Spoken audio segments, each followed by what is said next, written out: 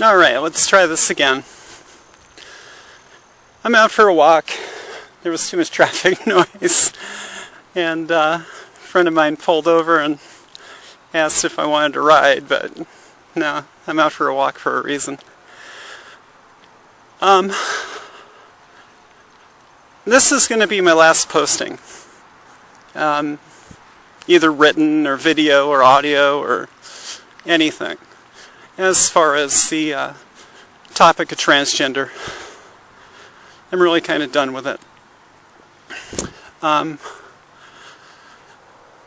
When I started getting into the research I've done, putting together all the stuff that I've done, it was never meant to be a lifelong venture for me. It just never was meant to be that way. Really, from the beginning, I kind of gave myself 3 years, and it's been just a little over, I think, 3 years now, and I'm just really kind of done with it. Quite honestly, there's nothing more that I can tell you. I've covered every aspect, every avenue. I've covered legislation, medication, declaration,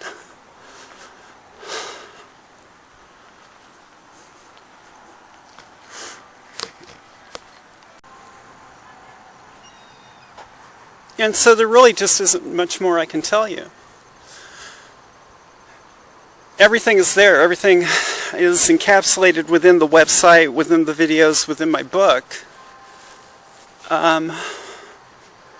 Maybe more on the YouTube channel. But it's all there. And I just find myself now just reiterating over and over and over and over.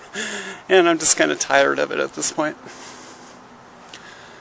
More times than not now, when I get asked questions or people are referred to me, I just point them to the website anyway. And I'll keep the website running. It'll continue to stay there. I'll continue to hand out my business cards and refer people to the website for education. But like I said, I mean, there's really nothing more that I can delve into within the topic. So I'm really done with the topic. The only thing that I could possibly do at this point is just, the activism type of stuff, just kind of pounding it into people's heads. But, unfortunately, psychologists get it. They listen to me and they're astounded. I've opened new avenues for them. I've showed them ways of looking at human psychology they've never seen before. They've never went that direction in before. And so the psychologists I've talked to, they're excited about it. They're like, you opened a door for me. And I've gotten nothing but support from the psychological community. The medical community, they've never just, said anything against anything I teach, because they really don't know a hell of a lot themselves anyway. So they're willing to take any information they can get. The cisgender community, I just don't get really any flack from them. I talk to people within the cisgender community and they're like, oh, okay, well what you're saying makes sense. It never made sense before. Where I've gotten all my flack and all my grief in the last 3 years has been from the transgender community itself. And so, for you, you're just going to have to make your determinations. What I've given you is the information that will allow the transgender movement to actually become a movement, to actually be able to move forward. And education that can be presented that will actually make sense to people rather than, grasping at butterflies and unicorns and as to the reasons why. But that's for you to decide.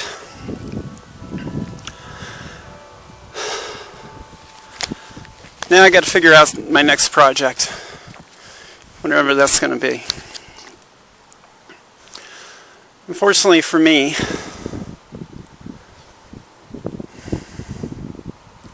because I've been suicidal since 9 years old, I've been perpetually suicidal. And I'm actually working with a team of psychologists, therapists, all kinds of people, just trying to keep me alive. Because I'm perpetually suicidal and have been since I was 9 years old. And it's due to how transgender people are treated. And this goes back to, obviously, as a child. And those things have not changed. Nothing's really changed. We still treat transgender children the same way we always have. Nothing really has changed. And so my work is always focused on children. It's raining now. I'm going to open my umbrella. My work is always focused on children, primarily, because this is the way I look at it. It may sound depressing to some people. It probably will. But for those of us who are damaged, who are adults, we're going to carry that baggage for the rest of our lives. It's never going to go away.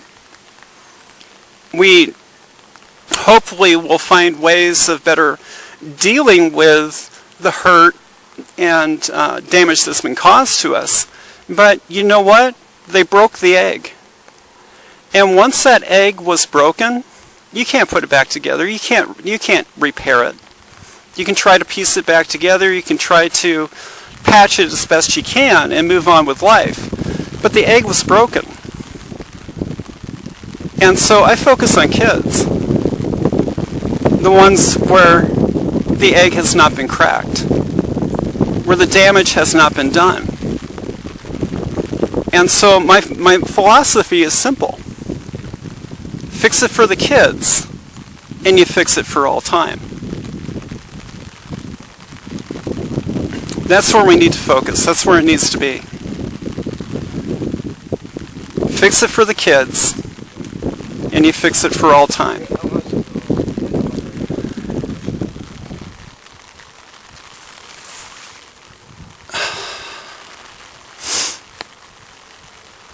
I started doing this, for me, really,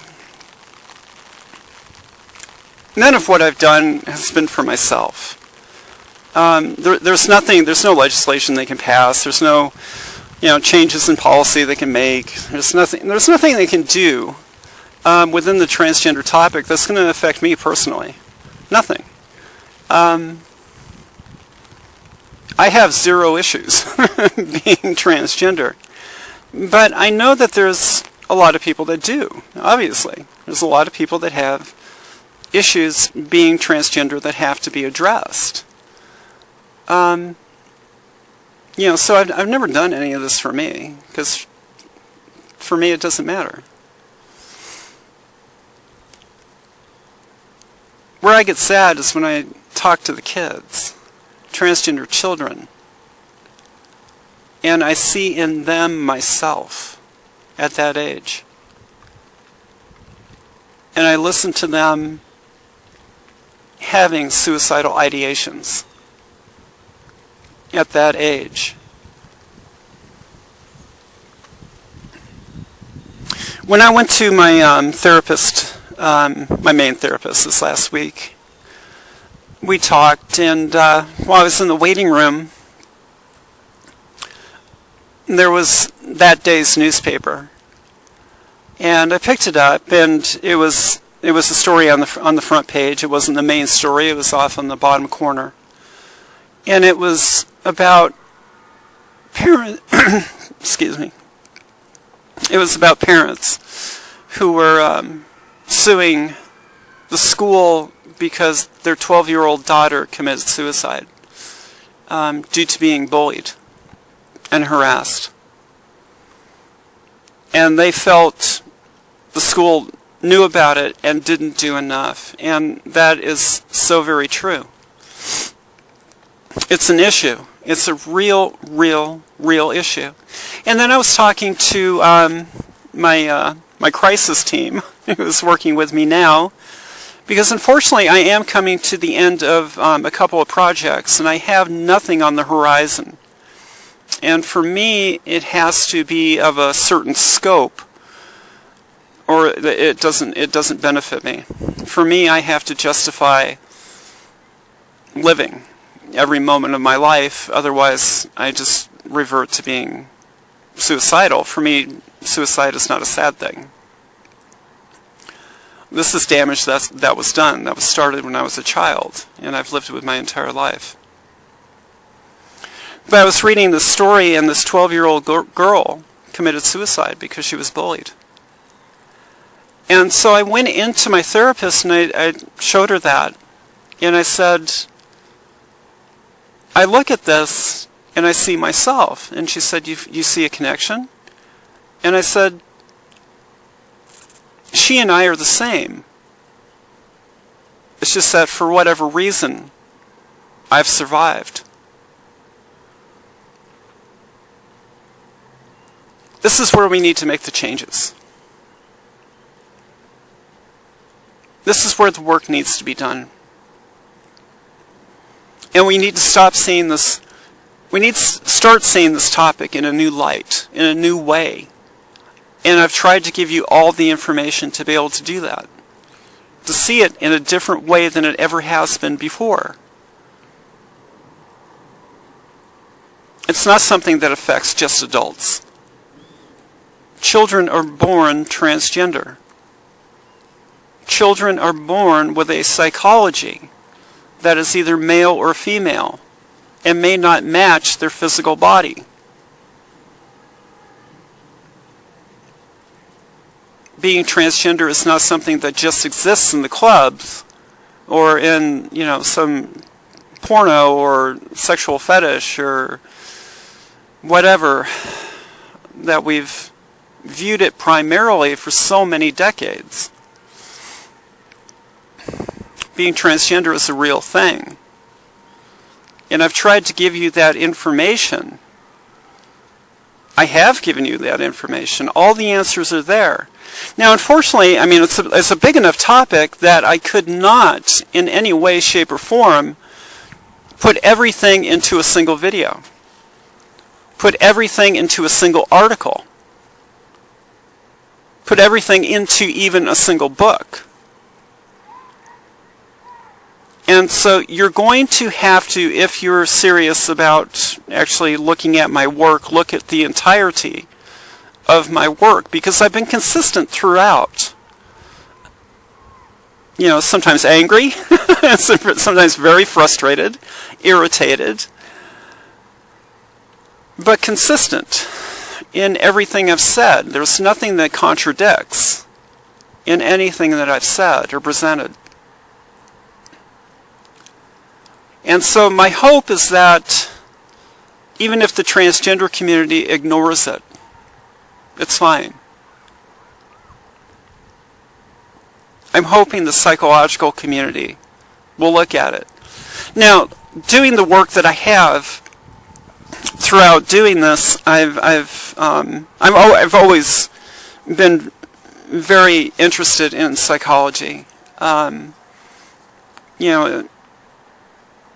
A reason being is because I myself am mentally ill. I developed bipolar type 1 at 12 due to the extreme stress I was under. I developed schizophrenia in my 20s.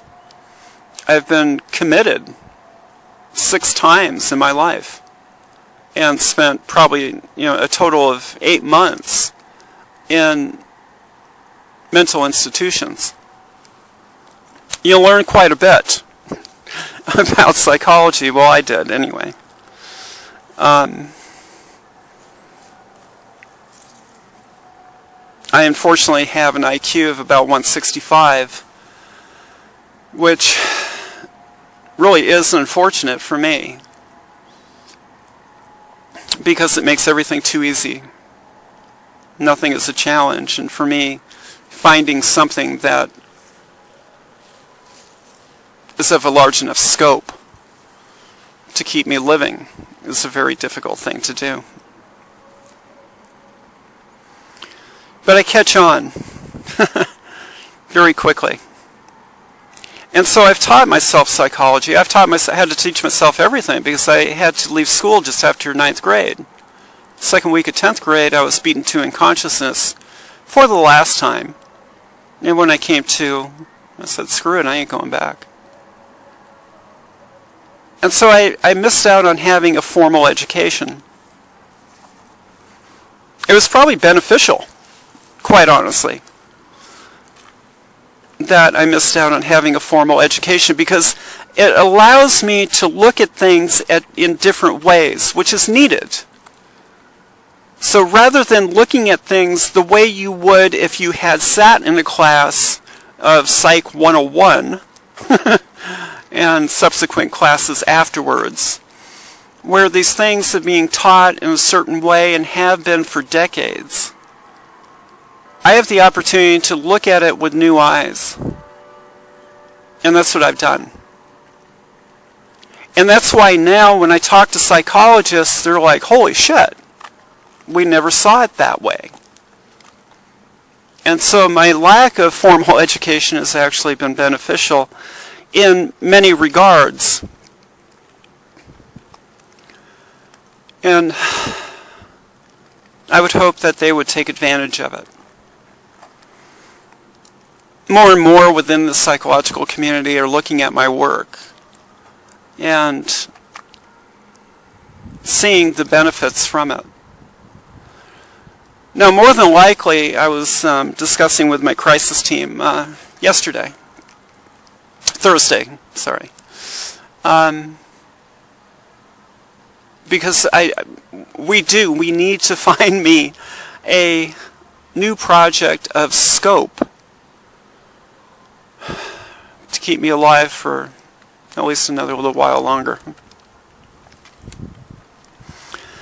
And so what I was discussing with them is that even though the videos I've done have transgender in the title, if you look at the work, you can see that these things are easily transferable to many other aspects outside the transgender topic. The creating a treatment plan is easily transferable to people who are cisgender who have issues around their sense of self. Creating a new normal. You don't have to be transgender to create a new normal. These things are all transferable as psychological principles and techniques for treatment. And so I was explaining that to them, and I hope more will recognize that. So I may start working in different areas that have to do with psychology. I don't know yet.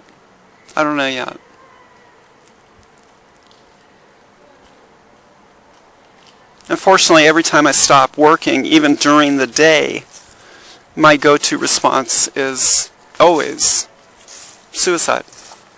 I'm done. Suicide. I just recently had another attempt where I tried to slit my wrist, and it seems that I am immortal.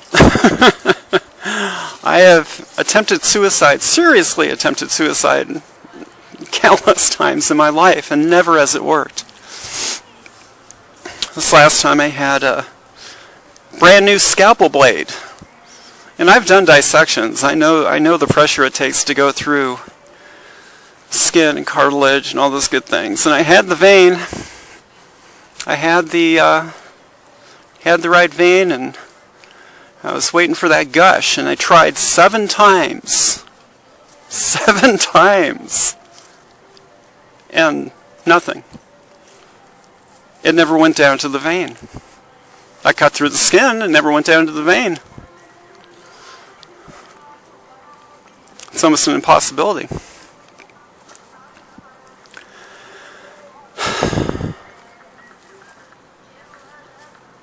But every time I stop working on anything, I have to justify, why am I still here? That's what I have to deal with every day of my life.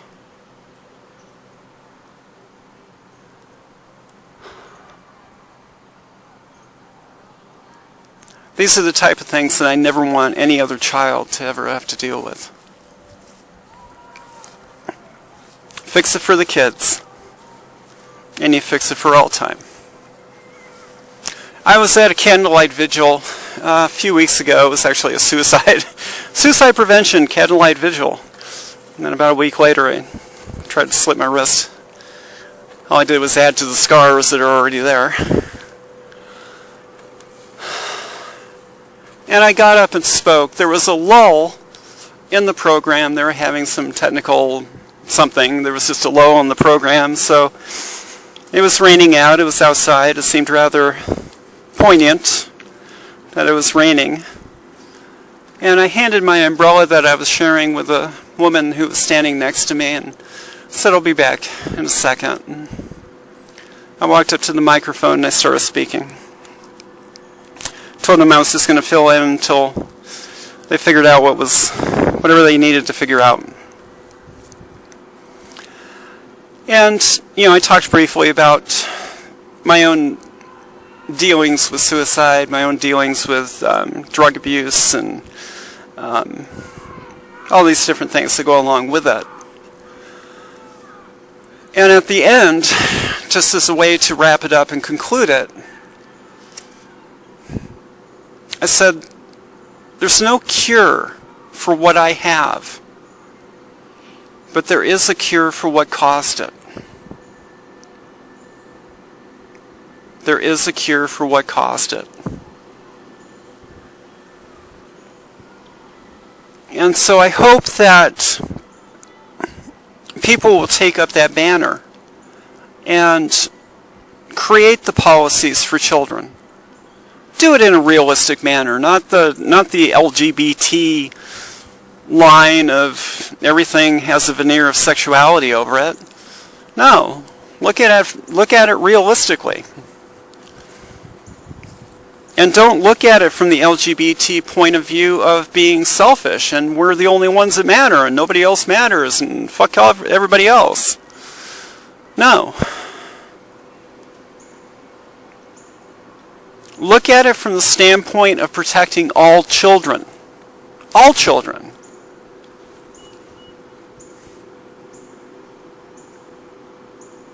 Because there's very little difference between the psychology of a transgender person and the psychology of a cisgender person. I know that sounds odd to some people. I know that sounds odd to a lot of people because you see them as the enemy. How many times have I been told that? I've been called Uncle Tom I don't know how many times because I spend all my time with cisgender people. But they are not our enemy. And my psychology is no different than most other women. My gender is female. That is my psychology. That is how I process information. I process information in a female way. I do not process information in a male way. And those two different ways are very distinct.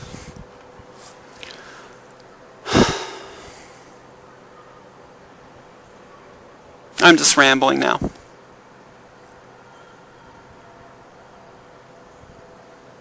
This topic has worn me out.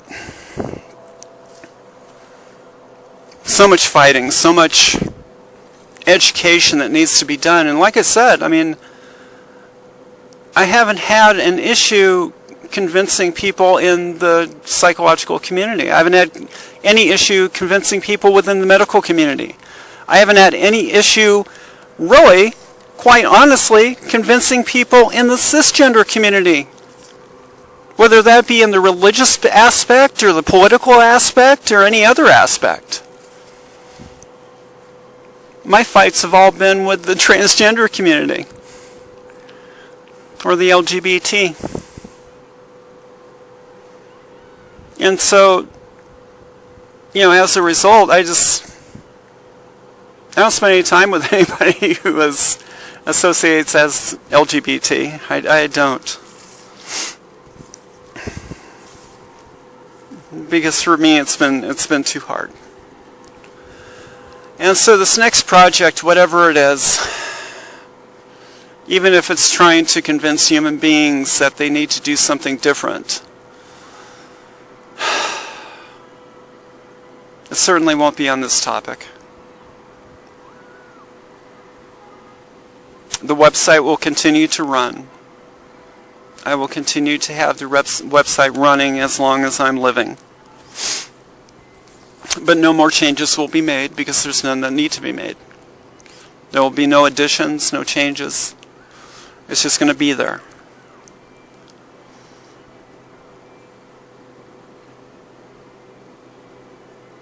And so if you really want true change, then look at what I've done. Reflect on it. Don't just, hit an aspect and say, oh, she's full of shit. Listen to the entirety of the work. Because it is complete. It is complete. If it weren't complete, I wouldn't be done.